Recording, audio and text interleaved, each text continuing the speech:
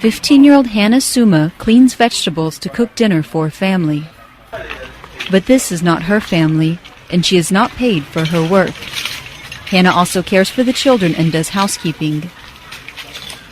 Her parents gave her away when they could no longer afford to feed her. My mother asked me to stay here to help earn money for myself and her. For myself, I want to learn to sew so that I can have a skill for my future. Hannah says her work is hard. She says she suffers from migraines. Children in forced labor often face abuse within families. Aid worker Jean Ali. They do not go to school. They just work all day without a break, without anything to eat when they are hungry. The children become very sad, without hope.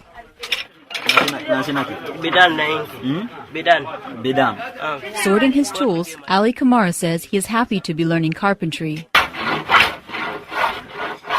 He is 13.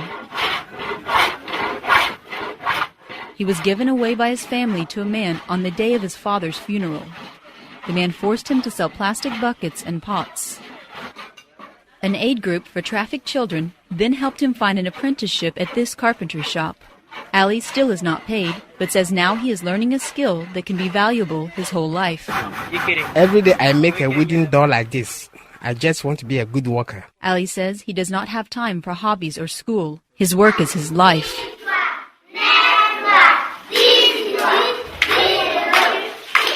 In the eastern town of Forikaria, at this center, abandoned children receive an education. Fatimata Suma is 7.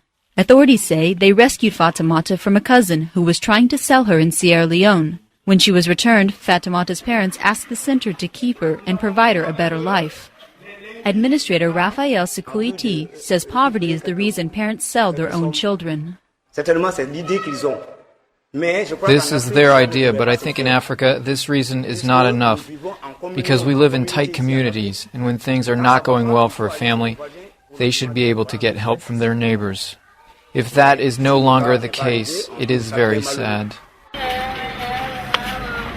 There is an increasing number of children on the streets of the capital Conakry. Many of them ran away from adults they had been sold to. Abubakar and Alia Kamara say they sleep together, eat together, do everything together because they are afraid. Aid workers say some abandoned children have been killed for their organs and in ritual ceremonies. We always stay here because a police officer arrives as Usman Sise begins to tell his story. On the first time when I came here, I can have my daily bread.